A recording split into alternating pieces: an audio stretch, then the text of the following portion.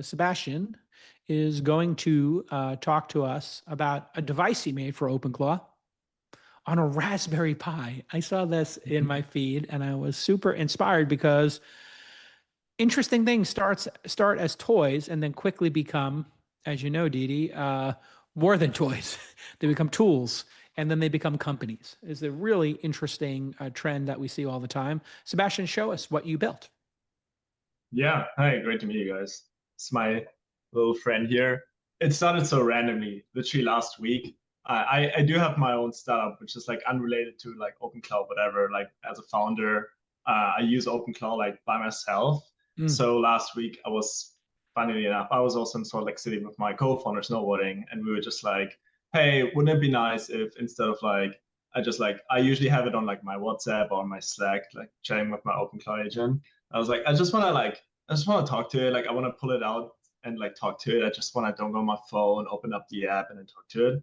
Mm. And that kind of like just gave me the idea of like, hey, what is the smallest form factor I could build? Hopefully in a weekend that could like enable me with that. That's where I kind of like came up with this. So like all the parts I ordered on Thursday last week, I got it on Friday, and I basically hacked all the software and hardware on like Saturday and posted a demo this Sunday. And for some reason, it just went viral on like X and like the Reddits and whatever. Um, but the idea is very simple. You basically have this little device here. You can have a button where you basically push to talk, Mm. and it records your voice, transcribes the audio, sends it to OpenClaw, and then it makes whatever it makes. And it has this little cute kind of like Oh, very Tamagotchi cool. style kind of like character that kind of like talks to you and like makes things for you happening. But yeah, that's how I got into it. So super randomly. Sebastian, how much did it cost you out of curiosity to make that entire device?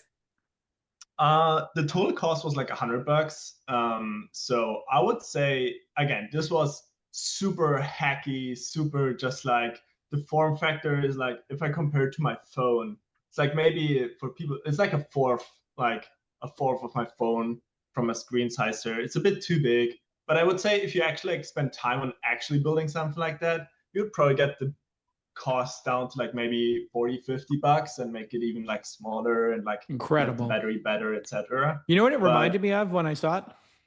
hmm.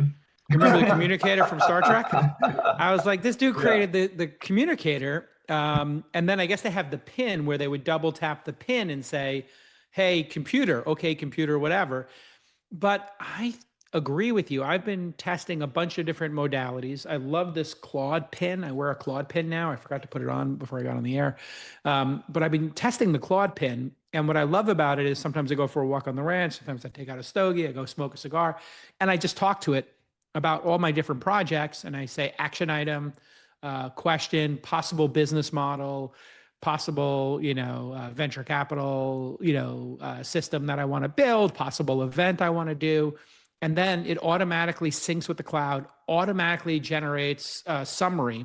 And then I'm now putting on my schedule time to review my bookmarks and my Plod notes and, other things. And when I do that, I'm like, oh, I remember I had that discussion. I had this really good idea. What if I started a school for venture capitalists? What if I did this? What if I did that?